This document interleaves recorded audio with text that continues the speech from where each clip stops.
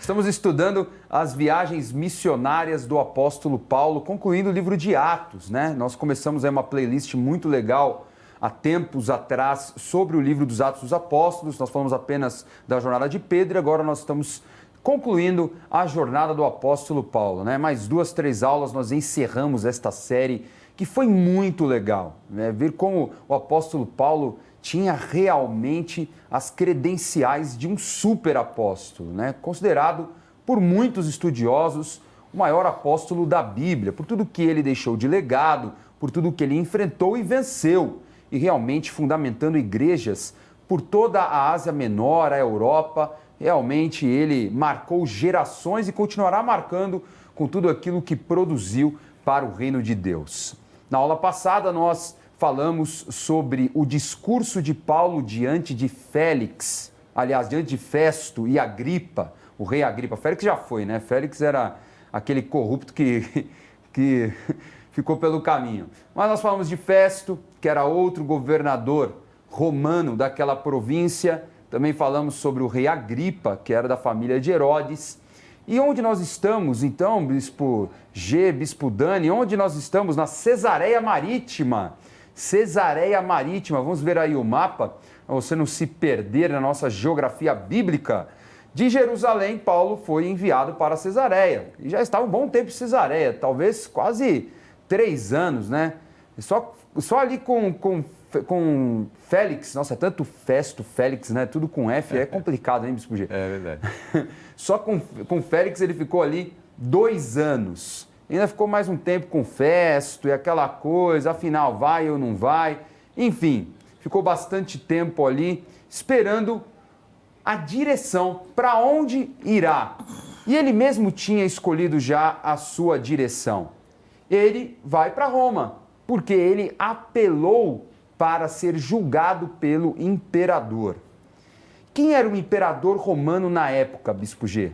Bom, o imperador na época era Nero, né? Inclusive a designação César, que a gente ouve, ela antes era até o nome. Era o nome do primeiro, né? Dos 4 imperadores até Nero, e depois foi se tornando como que uma designação. Então, o César da época, o imperador, então, agora era Nero. Veja aí a imagem de Nero.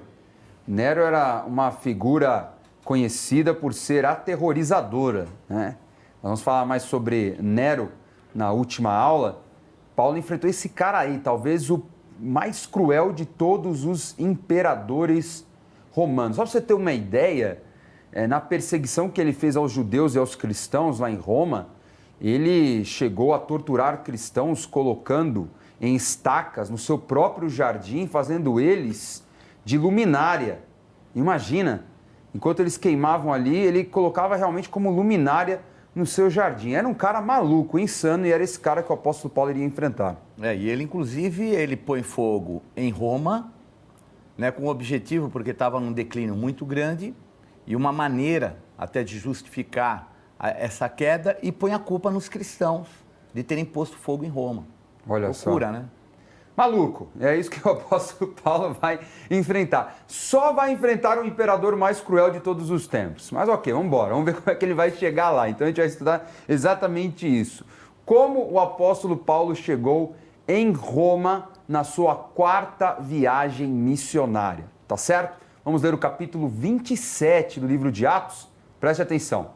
Quando foi decidido que navegássemos para a Itália, entregaram Paulo e alguns outros presos a um centurião chamado Júlio, da coorte imperial, embarcando no navio Adramitino, que estava de partida para costear a Ásia. Fizemos-nos ao mar, indo conosco Aristarco, macedônio de Tessalônica. No dia seguinte, chegamos a Sidom, e Júlio, tratando Paulo com humanidade, permitiu-lhe ver os amigos e obter assistência, tá certo? Isso foi em Sidom. Nós vemos aí que o apóstolo Paulo tinha contatos em Sidom.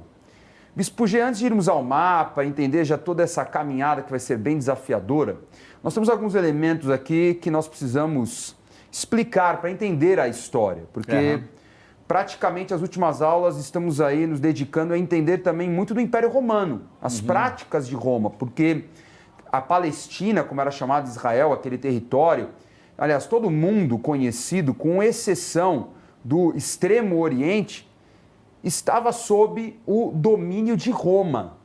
Roma tinha dominado tudo que você imaginava na época. Só não dominou os partas, né? Só não dominou a região ali dos persas. O restante, Egito, norte da África, Europa, tudo estava sob o domínio imperial romano. Vamos lá, Bispo G. Começa falando que Paulo, junto com alguns presos, nós sabemos que são 266 presos, eles estavam com um centurião. Centurião a gente já sabe, era líder de um grupo de soldados de 80 a 100, por isso que é centurião. Então nós sabemos que ele era como que um grande capitão romano. E que ele estava que ele pertencia a uma coorte especial, a coorte imperial. E o nome dele era Júlio. O que era essa coorte imperial, Bispo G? Bom, a corte imperial, ou também era chamada Speira Sebastus, né? A palavra Sebastus vem de uma tradução que vem do latim para Augusto, quer dizer, Augusto era vinculado ao próprio imperador. Então era uma corte, era um destacamento militar igual a uma 10ª parte de uma legião. Então, um grupo bem forte, dava mais ou menos 400 a uns 500 homens, que obviamente daria quase 4, 5 centúrias. Mas um grupo muito especial. Era um destacamento militar, inclusive, que fazia parte de coisas que eram muito importantes, como coisas que teriam que ser remetidas para outras províncias, que vinha de Roma para lá, e até presos. Quer dizer, era um destacamento muito especial. E é por isso, então, que é chamado esse destacamento para levar não só o apóstolo Paulo, mas também alguns presos até Roma. Então, algo muito importante e sério. Então, possivelmente, tinham presos especiais, assim como o próprio apóstolo Paulo. Com certeza. Nós sabemos a preocupação de Félix e de Festo, que eram governadores, como também o comandante lá de Jerusalém, a respeito dos perigos que Paulo tinha diante de judeus. Não lemos num capítulo que os judeus queriam armar cilada no caminho, caso Paulo fosse julgado em Jerusalém e não em Cesareia? Pois é. Então, preocupado com isso, realmente mandou com Paulo um grupo especial de romanos para protegê-lo contra qualquer tipo de cilada. Eles vão embarcar num navio adramitino. O que é isso, Bispo G? Todo mundo acha que deve ser algum torcedor de algum time, mas não é. A realidade é que Adramítios era uma cidade, né? Era uma cidade portuária que ficava na região ali da Mísia. Então, e ela era muito assim, conhecida, muito forte, um porto muito central, né? E ali, então, era onde eles pegavam os navios para ir diretamente para a Europa, né? Então, navios de porte. Eles fizeram uma parada em Sidom. Sidom, nós sabemos que é uma cidade muito conhecida pela história de Jezabel, por exemplo, né, dos fenícios, né? Sidom e Tiro eram as cidades-estado, as capitais do Império Fenício, que era um império marítimo poderosíssimo, um reino muito rico, tanto que Ezequiel 28 compara Lúcifer ao rei de Tiro. São coisas que nós já tratamos. E Sidom, uma cidade que por séculos e séculos era muito importante naquele cenário do Mediterrâneo. Então não era raro ter paradas em Sidom destes tipos de embarcações. Vamos ver então agora no mapa, porque nós já começamos a 4ª viagem missionária. Então de Jerusalém ele tinha ido para Cesareia, como mostramos no mapa anterior, e agora de Cesareia faz uma parada em Sidom. Então você está olhando todo o mapa aí, olha quantas cidades importantes, relevantes para esta história que nós estamos estudando hoje. Vamos então ao versículo 4, preste muita atenção porque nós vamos cruzar estas passagens, tem muitas cidades aí mencionadas com mapas. Então hoje a gente tem bastante mapa para te ajudar a entender toda essa passagem do apóstolo Paulo e os demais que participavam desta embarcação. Diz assim: partindo dali, navegamos sob a proteção de Chipre, por serem contrários os ventos. E tendo atravessado o mar ao longo da Cilícia e Panfilha, chegamos a Mirra, na Lícia. Paramos aí. O próximo mapa, vamos entender essa movimentação da embarcação. Então, de Sidom, eles começam a caminhar aí pelo mar Mediterrâneo, indo realmente pelo norte. Então, eles vão passando, sempre beirando a costa. Pode colocar o mapa, por favor? Sempre beirando aí a costa da Ásia Menor, né? Da Síria em direção à Ásia Menor. É muito comum isso, né? Para a questão até de segurança mesmo das embarcações, pelas referências que eles tinham continentais. Então, eles vão passar aí por Chipre, pelo norte de Chipre, que é essa ilha grande que você está vendo aí, e chegam até Mirra. Chipre tinha tanto poder de proteção assim, Bispo G?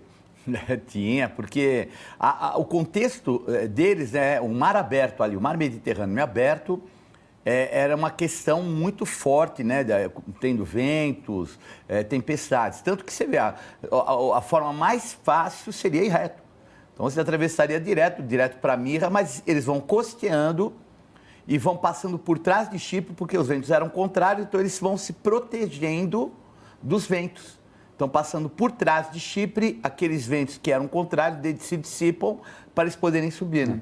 Esses barcos grandes, eles tinham remo, mas pela necessidade da velocidade, eles dependiam muito das velas. É verdade. Então, eram barcos que se movimentavam com o vento. Então, o capitão tinha que ser muito experiente para lidar com todas essas diferenças de vento, porque, imagine, de uma ilha para um continente, né, mudam as direções dos ventos, tem as questões de relevo, é complexo, é algo dificílimo. E até pelo fato que a vela triangular, ela só vai mesmo ser feito uso dela já na época da colonização do Brasil, porque eles não tinham ainda essa técnica, né? A vela triangular você pode fazer como que um zigue-zague contra o vento, mas ali não tinha jeito. Não tinha, então, né? se o vento é contrário, eles tinham que arrumar algum outro tipo de caminho e proteção. Eles acabavam mudando o curso, né? E às vezes compensando com remo. Era muito desafiador. Então eles vão passar, Chipre vai se tornar exatamente essa defesa contra os ventos, né? E eles chegam a Mirra, que fica aí ao sul da Ásia Menor. Perfeito? Vamos continuar lendo o texto, vamos ler o versículo 6. Achando ali o centurião um navio de Alexandria, ou seja, eles vão trocar de navio, tá, galera? Que estava de partida para a Itália, nele nos fez embarcar, navegando vagarosamente muitos dias e tendo chegado com dificuldade defronte de Cnido, ou seja, já estava difícil o negócio.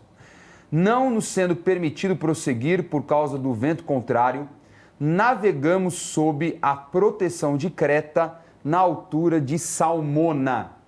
Costeando-a penosamente, chegamos a um lugar chamado Bons Portos, perto do qual estava a cidade de Lazéia.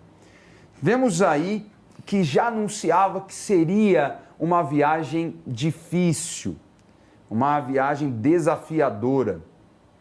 E muitos tinham pressa por causa do inverno, então é aquela correria para chegar logo ao ponto, muitos tinham negócios. Então vejam como muitos ventos contrários em direções diferentes no próprio mar Mediterrâneo. Então este mapa vai mostrar a chegada em Bons Portos, mas para chegar em Bons Portos teve uma mudança de trajeto pretendido.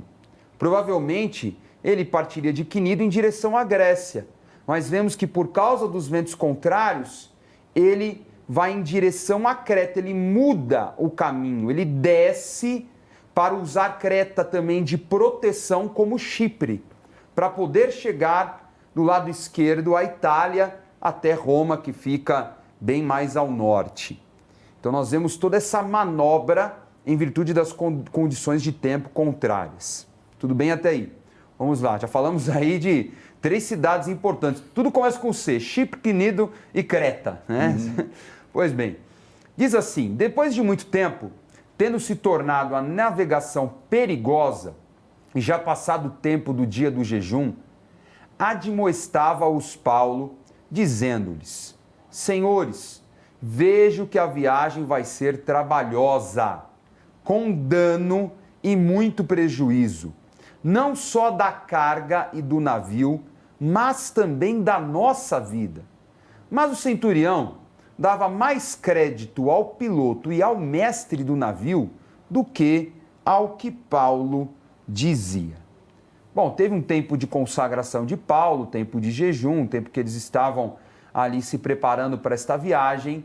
E claro, o capitão tinha os seus interesses, esse centurião também tinha os seus interesses, todo mundo tinha o interesse de chegar o mais rápido possível em Roma. Mas Paulo teve uma revelação, que aquela viagem seria terrível, que iria custar tudo, talvez até a vida das pessoas também, em um possível naufrágio. Mas vemos aí que a ignorância, até porque também não era um homem com fé, do capitão, por confiar na sua habilidade, convenceu o centurião e assim desprezaram o conselho do apóstolo Paulo. Difícil, hein, Bispo G? Né? Recebendo uma direção como essa de um apóstolo. Agora, como é que Paulo soube que esta viagem seria trabalhosa? Aquele que está no envio, e ainda mais num momento tão importante, ele estaria indo para o centro do mundo da época, ele estaria indo falar com César. Então, se não houvesse uma revelação de Deus, seria impraticável, né? Aquilo que era o objetivo principal de Paulo. Primeiro, Paulo não teria não teria crédito nenhum lá.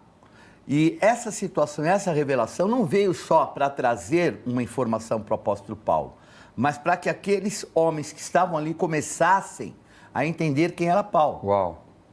Porque eles precisariam ver que Paulo tinha razão. E viria realmente uma época muito trabalhosa, penosa. Então a revelação ela tinha essas duas coisas. E principalmente, eu creio, que era trazer aquilo que era a autoridade do apóstolo Paulo num momento difícil e, obviamente, a partir dali já começar a difundir também o evangelho, o verdadeiro Deus, para outras regiões. Nós estamos falando de um barco, né, que ainda vai viajar por muitos lugares depois. Um cenário possível é que, de qualquer jeito, eles enfrentariam esse naufrágio. E, de repente, Deus deu a revelação para Paulo colocar a posição dele.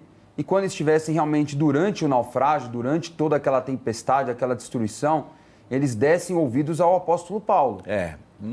Não só confiarem na capacidade técnica do capitão. Então, isso foi muito importante para a própria preservação da missão do apóstolo Paulo. Maravilha. Vamos ver então o que aconteceu. Não sendo o porto próprio para invernar, a maioria deles era de opinião que partissem dali para ver se podiam chegar a Fenícia e aí passaram o inverno, visto ser um porto de Creta, o qual olhava para o nordeste e para o sudeste. Ou seja, eles queriam para o outro lado da ilha de Creta. Porém, soprando brandamente o vento sul e pensando eles ter alcançado o que desejavam, levantaram âncora e foram costeando mais de perto a ilha de Creta. Foram enganados. Entretanto, não muito depois, desencadeou-se do lado da ilha um tufão de vento chamado Euroaquilão, e sendo o navio arrastado com violência sem poder resistir ao vento, cessamos a manobra e nos fomos deixando levar, ou seja, perderam o controle do barco. Cadê então toda a experiência deste capitão? Poxa, foi avisado, hein? E aquela coisa, né? Tem aquele momento da vida que é avisado e fala, aí que fica tudo calmaria, porque não, olha como o apóstolo Paulo estava viajando, olha que brisa suave do sul, não pode já soltar a âncora, nada a ver, pode passar agora, vai dar tudo certo. Nossa, como as coisas mudaram rápido, Bispo G. Né? Vem um tufão chamado Euroaquilão. Que fenômeno é esse? Então, esse tufão, Euroaquilão, ou Euroclidon, que é o nome no grego, ele é nada mais do que uma composição de vento e de ondas. Então, Euros é o vento sudeste, né? Aliás, o vento leste, que vem do leste, e a palavra Clidon quer dizer vagas do mar, ondas. Então, era uma composição não só de ventos, eram ventos que traziam ondas enormes. Então, e vinham, obviamente, o quê? Não só comprometendo em termos de direção, como comprometer a própria embarcação, porque era uma onda batendo atrás da outra. Nós tivemos uma experiência, né? Nós fizemos uma viagem para Israel e passamos pela Grécia. Inclusive foi quando você foi batizado. 99. E nós vimos mais ou menos isso. Era um vento e começaram ondas a bater. E eram uma atrás da outra, nós estávamos no meio do Mediterrâneo. E eu lembro que nós dois estávamos em cima no deck e começaram a chegar as pessoas. E vieram. E aí eu achei estranho. E aí começaram, as pessoas passavam mal. E elas todas assim, pondo para fora. Meu Deus. Mas lotou, lembra como ficou? Um caos. E a gente, como estava acostumado com onda, surfava, tudo, não estava muito preocupado, né? Porque, olha, eu nunca vi um barco balançando. Não era um barco, era uma composição grande. A piscina do barco, a gente está falando de um cruzeiro, né? Um cruzeiro, barco grande. Um transatlântico. Né? A piscina do barco, eu me recordo que ela estava esvaziando. É, isso mesmo. Ela fazia ondas assim e a água ia embora. De tão violento que foi passar por toda aquela tempestade. É verdade, Bispo G. Boa lembrança. A gente está viva, né? Agora, imagine naquela época, né? Um barco de madeira, menor, a vela. Cara, que loucura. Versículo 16. Vamos continuar a jornada muito aventureira do apóstolo Paulo, né? Que agora já virou aventura o negócio, né? Aliás, vamos colocar só o mapa de Creta para entender também, né? Que eles tinham a intenção de ir para o norte, só que vocês percebam que eles vão para o oeste. Eles são impedidos por causa dessa tempestade, que é o tufão Euraquilão. Eles saem da costa de Creta. Então o texto continua assim. Passando sob a proteção de uma ilhota chamada Cauda, a custo conseguimos recolher o bote. E levando este, usaram de todos os meios para cingir o navio. E temendo que dessem na Sirte, arriaram os aparelhos e foram ao léu. Bispo G, o que é Sirte? Sirte era um local que ficava ali bem próximo da África. Vejam que eles já estão realmente bem distantes daquilo que era o objetivo deles, né?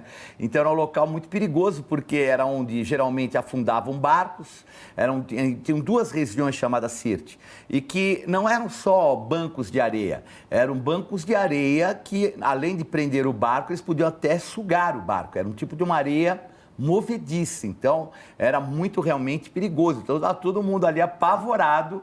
E eu imagino o Paulo só olhando aquela situação, né? Então, essa era a situação. Se parasse ali, não teria solução, porque o barco mesmo poderia ser tragado e destruído. Veja essa região aí do norte da África no mapa. Tá em vermelho ali embaixo, ó, Sirte, tá vendo? Então, o receio é eles, né, pela perda de controle, chegar aí nessa região. E eles conseguiram recolher o bote, porque os botes ficavam nas laterais, eles iam perder também até o último recurso de salvação. Vão perder depois, mas enfim, naquele momento, pelo menos, ainda não tinham perdido, né? Vamos ver no próximo capítulo. Vamos lá, versículo 18. Açoitados severamente pela tormenta, no dia seguinte já estavam aliviando o barco. E ao terceiro dia, nós mesmos, com as próprias mãos, lançamos ao mar a armação do navio. Agora, Bispo G, já era. E não aparecendo havia já alguns dias, nem sol, nem estrelas, caindo sobre nós grande tempestade, dissipou-se afinal toda a esperança de salvamento. Agora começou a virar filme de Hollywood, Bispo G. Né? Aquelas coisas de cair de avião, de barco e ficar ali esperando ajuda. Tantos filmes de guerra, quem já viu sobre isso. Verdade. O filme Naufrágio mesmo, né? Do Tom Hanks, filme incrível. Exatamente, já estava naquele momento, né? Eu consegui uma imagem de uma ilustração do barco, né, de Paulo, que para a gente ter uma ideia, né, como era mais ou menos um barco daquela época. Então você está vendo aí, ó. O barco, ele tinha essa vela, como o Bispo G falou, não era triangular, né, como acontecia já na Idade Moderna, né? Então era muito difícil fazer manobra, né? Ela acabava trabalhando sempre na direção aí da popa, né? E imagine que toda essa armação aí foi perdida. Então eles tiveram que largar mão dessa armação, aliviar os barcos. Era um barco que carregava também material de comércio, suprimentos, os próprios suprimentos para a sobrevivência deles. Estavam lançando tudo para ficar leve, por causa da situação.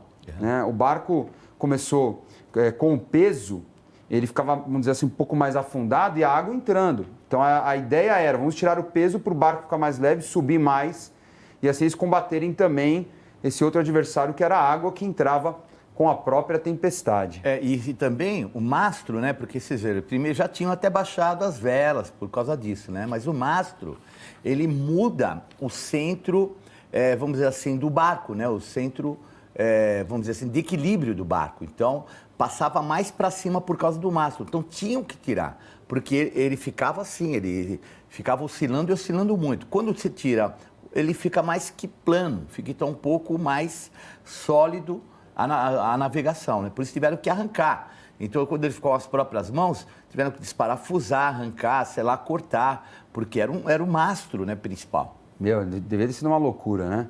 E tinha muita gente nesse barco, muita gente. Era um barco grande, não era barco pequeno, não. Muito grande. Diz assim, versículo 21, havendo todos estado muito tempo sem comer, Paulo, pondo-se em pé, no meio deles disse, senhores, na verdade, era preciso terem me atendido e não partir de Creta, para evitar este dano e perda. Só quero dar uma parada, Bispo G. Paulo falou isso para provocar? Não, ele falou para testificar o que Deus já tinha revelado para ele, que eles tinham que levar mais a sério aquilo que ele falava, que ele havia Ele chamou a atenção através disso. Falou, melhor vocês me ouvirem agora, porque já deu errado antes. Então, e ainda ele aproveita o momento em que já foi dissipada toda esperança. Agora, foi dissipada toda a esperança, eles tinham que se apegar a alguma coisa. E quem? Quem tinha avisado. Então, foi até uma estratégia, e agora ele fala, agora é a hora de vocês se apegarem àquele a quem eu conheço e sirvo. Diz assim, mas já agora vos aconselho bom ânimo, porque nenhuma vida se perderá de entre vós, mas somente o navio. Porque esta mesma noite um anjo de Deus, de quem eu sou e a quem sirvo, esteve comigo, dizendo, Paulo, não temas, é preciso que compareças perante César, e eis que Deus, por sua graça, te deu todos quantos navegam contigo. Vamos lá. Bispo G, ele fala uma frase que eu acho que é muito difícil a gente ouvir quando está nervoso e desesperado. Tenha bom ânimo.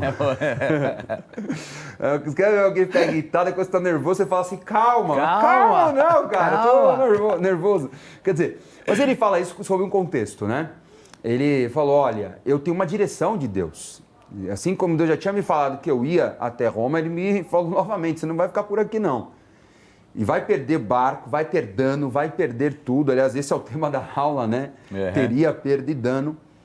Porque não ouviram o apóstolo. Agora vamos ouvir o que eu vou dar de direção, porque a palavra que está sobre nós, olha que maravilha, a palavra de Deus sobre nós é que ninguém vai se perder. E um anjo foi levar essa palavra. Existe anjo da guarda, Bispo G? Não existe, mas eu acho que ali todo mundo queria que existisse, né? Porque a situação apertou. Mas na realidade, né, esse folclore do anjo da guarda é porque anjos são ministradores, né? A Bíblia fala, espíritos ministradores enviados para serviço daqueles que vão herdar a salvação. São enviados por Deus, obviamente com objetivo. Mas o anjo da guarda, naquele contexto, todo mundo tem o seu anjo da guarda, isso realmente é história. Então, porque os anjos, o que eles são? Nada mais eles obedecem a Deus, ele não é algo teu. Meu anjo da guarda, me ajuda. Então, agora o que aconteceu com o apóstolo Paulo? A primeira informação que ele tinha é que poderia perder até a vida. Ele próprio fala. Não só o prejuízo do navio, mas até das próprias vidas. Mas aí vem o anjo e muda esse conceito nele. Por que mudou esse conceito nele? Porque, além do anjo ter um outro caminho, era necessário, obviamente, ir até César, mas também era importante a credibilidade de todas aquelas pessoas em Paulo. Vamos dar uma ideia. 200 e poucas pessoas aceitarem ao verdadeiro Deus, Jesus, dali para frente, como é que seria o testemunho dessas pessoas?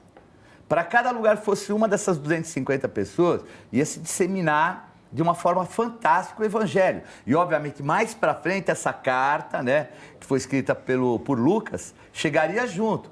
Mas teve um cara que deu testemunho aqui, um século atrás, falou disso. Olha, bate com o que nós... Então, não eram só, vamos dizer assim, evidências. Verdade. Mas era a manifestação do Evangelho, as boas novas já circulando. Um milagre que testificaria o poder de Deus na vida de todos esses homens. Perfeito. Esses caras seriam marcados pelo resto da vida. Inclusive, os romanos estavam ali, porque tinham também soldados, não só presos. Que coisa, né? Um ambiente de soldados e prisioneiros, né? E ali, Bispo G, sinceramente, naquela condição, agora ninguém estava nem aí quem era prisioneiro e quem era soldado, né? Não tem a dúvida. Aquele momento de desespero, não queria se salvar, né? Enfim. E acho que também aí ficou evidente quem era quem, né? Porque a hora que a coisa aperta... É isso aí. Bom, vamos ao versículo 25, já estamos concluindo, porque não tem como dar todo esse material em apenas uma aula, né? Então, a próxima aula nós vamos encerrar aí o capítulo 27, vamos ver o resultado de toda essa aventura do apóstolo Paulo. Fala assim: portanto, senhores, tende bom ânimo, pois eu confio em Deus que sucederá do modo por que me foi dito. Porém, é necessário que vamos dar a uma ilha. Então, essa aventura vai terminar numa ilha, Bispo G. Não é muito diferente que a gente vê muito filme de Hollywood, não, né? Sempre acaba numa ilha, né? E sempre ilha com bárbaro, né? Sempre essas histórias assim, né? Bom, Paulo realmente estava tranquilo nessa situação, Bispo G? Como ele está se expressando? Eu creio que sim, porque não só pela revelação. Bom, veio a revelação, tudo bem. Pode até criar alguma dúvida, mas ele era um homem experimentado, né? Então ele próprio, em uma das suas cartas, fala que ele já teve em período de naufrágio 3 vezes. E que ele foi fustigado com vale, fala tudo o que aconteceu com ele, e uma vez na voragem do mar. Eu não sei se é essa experiência que ele está falando, mas para alguém que já tinha 3 vezes naufragado, a primeira talvez ele tenha ficado com medo, Deus trouxe livramento. A segunda ficou meio em dúvida. A terceira falou: agora, queridos, estou no controle de tudo. Então ele era um cara experimentado, 3 naufrágios, nenhum deles trouxe para ele consequências. Esse não seria o quarto, ou será o terceiro, mas tenho certeza que ele tinha paz no coração. Paz é diferente de, vamos dizer assim, a gente tá alegre, tudo é festa. Não, ele tinha um equilíbrio que era dado por Deus ao coração dele. Vai lembrar que Paulo tinha muita experiência com barco, ele viajou bastante de barco. Bastante, as viagens missionárias, né? Ele conhecia bem o Mediterrâneo também. Até talvez quando ele deu aquela dica para o capitão antes de viajar, era também até pelo seu próprio conhecimento, né, das suas experiências, quem sabe, né? Além claro, da revelação do Senhor. Qual vai ser essa ilha que ele fala que ele vai encontrar, tá? E que a gente vai estudar na próxima aula? É a ilha de Malta. Malta fica aí ao extremo sul da Itália, então veja aí no mapa, fica bem ali no Mediterrâneo, né, próximo... Fica entre a África, o norte da África e a Itália. Então, olha aí, hein, Bispo G, é uma viagem longa ali. É uma viagem longa. O barco vai ficar passeando ali sem controle nenhum. Sem controle nenhum, e você vê... Pela graça para chegar lá. No meio do mar, né? Porque o meio do mar Mediterrâneo é onde há a maior profundidade. Então, a coisa ali não é fácil, E foi um milagre de Deus. Milagre, assim, impressionante. Sem porque... dúvida. Para não cair na armadilha do norte da África, ir assim em linha reta, realmente uma experiência incrível que todos ali viveram para testificar o poder de Deus. Tá certo? Continuamos mais na próxima aula. Vamos à revisão da aula de hoje.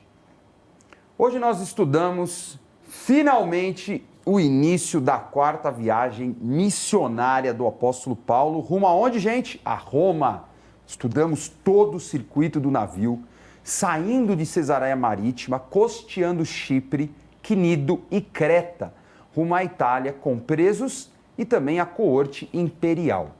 O apóstolo Paulo tinha avisado em bons portos, na ilha de Creta, que a viagem teria muito dano e perda, mas o centurião preferiu a opinião do piloto e prosseguiu viagem. A embarcação sofreu terríveis avarias, com um fenômeno chamado Euroaquilão, um tufão de vento, perdendo completamente o controle e seus aparelhos. Paulo acalmou a todos, pois estava sob uma direção de Deus, e por misericórdia à vida do apóstolo, todos iriam sobreviver, porém o barco seria destruído. Nada pode impedir de um servo de Deus realizar o propósito determinado em seu chamado se estiver em santidade e vivendo a vontade do Pai. Amém?